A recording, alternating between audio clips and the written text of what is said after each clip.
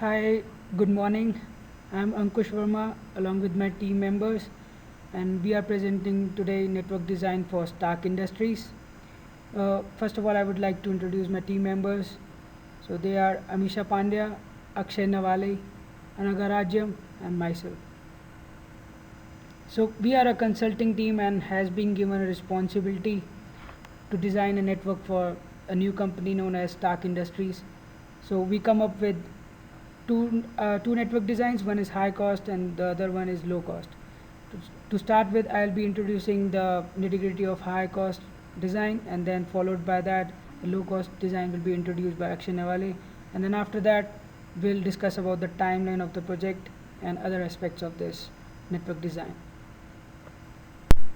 So, as you can see on your screen, the network design for high cost. The first key highlight of this, on the left, it is using a hierarchical network structure.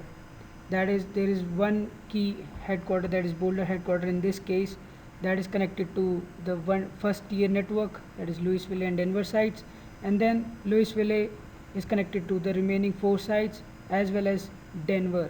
So this design actually introduces 3 things into this network design. First one is redundancy, because you can see the Louisville is also connected to 4 sites and Denver is also connected to all 4 sites. So if one of the site goes down at any point of time, there is a backup for that. And similarly, the Boulder is connected to both the sites. And for more redundancy factor, we are using 2 ISPs in here. One is Comcast, the other is Time Warner Cable. And the right one is a physical diagram of it, at where these sites are located and how they are connected, and it is connected in the same way as shown in the logical diagram. The other thing was scalability.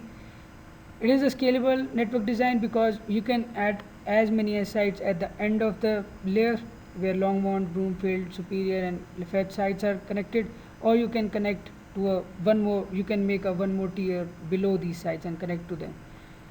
And the last one was reliable. So for reliability, we have used an Ethernet private lines in here, and I would like to introduce this new concept of Ethernet private lines a bit. So what exactly is Ethernet private line? Ethernet private line is a point-to-point Ethernet connection between the 2 network sites, and what means how it is different from the traditional TDM private lines, because it offers you high bandwidth. So it is a high bandwidth alternative to those traditional TDM private lines, and again it ensures high quality of service and reduces the chances of congestion. So now coming to the cost considerations of this high cost design. So we have segregated the cost into 2 parts. One is monthly and the other is one time. And on the left side you can see the link between the sites. These are all the links which we shown in our previous diagram. Corresponding speeds are, we have chosen these speeds as per the priority and the bandwidth we want to give to that particular EPL, that is Ethernet private lines. So you can see that Boulder to Denver and Boulder to Louisville has been given the highest speed, and then Denver to Louisville, which was on first tier, has been given the second largest speed, and then all the other connecting sites have been given the 20 Mbps speeds. And then again, the more the speed, more will be the cost for it, if we consider the monthly cost.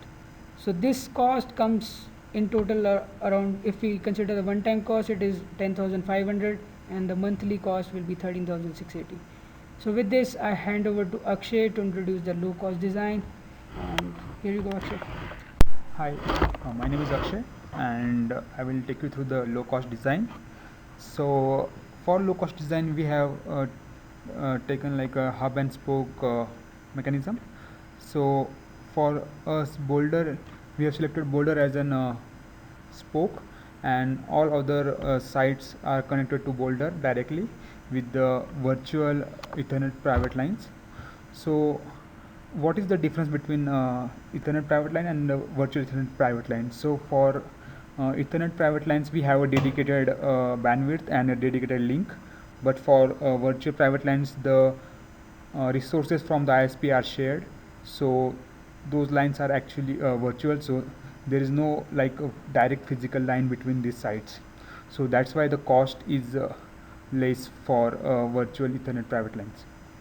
So in this design, as you can see, we are using two ISPs, one of which is Comcast and another is Time Warner cable. So and each site has two links connected to the spoke.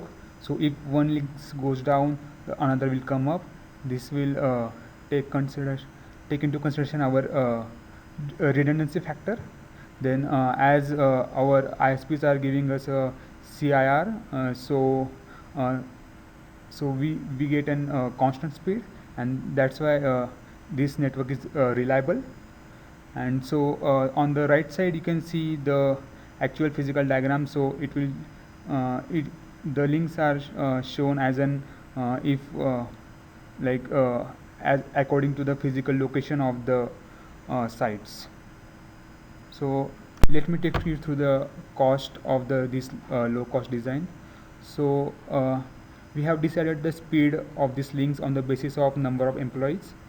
So as Broomfield, Longmount, Superior has like less than 10 employees, so we kept the speed as 5 Mbps, and Lafayette has like 25 employees, so it's 20 Mbps, and Louisville is like 75, so it's 50 Mbps, and between Boulder to Denver we have 100 Mbps.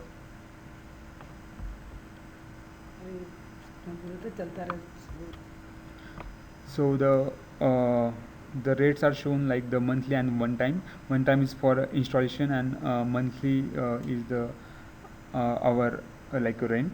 So for this design, the total one-time cost for this core network is 8,340, and the monthly recurring cost is 4,535, which is less than our high-cost design. So the site architecture is shown in this slide. So we are using a Cisco router as a firewall, and there will be a 3000 series switch, access switch, which will be connected to the more access layer switches. So we have chosen three VLANs. So one will be carrying the VoIP phones and the PCs traffic. The other will be carrying the IP surveillance cameras traffic, and the third will be carrying the servers traffic. So it's a pretty simple design. For the sites which has like less than 10 employees, we will be having only one Cisco switch, which can be act as an firewall, also as an it will be having like 12 to 14 Ethernet ports, so we can directly connect our PCs to it. So there will be no need for an different switch in for those networks. So this is a cost per hardware. So like we are using Cisco router 2951 for those three like small sites which has less than 10 employees. This router can act as a switch, also can act as a firewall, and it can we can also install an wireless module into this router. The another one is router 3950, which is an high-end Cisco's router, and we can use it for all remaining four sites. Then the Meraki switches and access points are chosen because we can configure it from the cloud, and it will be like better, because if we wanted to do the SDN thing, then in the future then we can use the same devices. The next is the project timeline, and Ankush will take you through it. Now, so we have decided on this project timeline because it is the necessary part of implementing it in a well-mannered and in a timely manner. So we have divided the whole project into 4 phases: preparing, planning, designing, and implementing it. We are given 2 weeks for preparing it, 2 weeks for planning, because this is the basic unit of our network design. We should give ample amount of time to it so that we can go ahead with the best suited network architecture for our customer. Next comes the design and implementation, and it will logically will take more than 3 weeks and 4 weeks to make it a successful network design for our customers. So here we end our presentation. I hope it was informational. Have a good day. Thank you.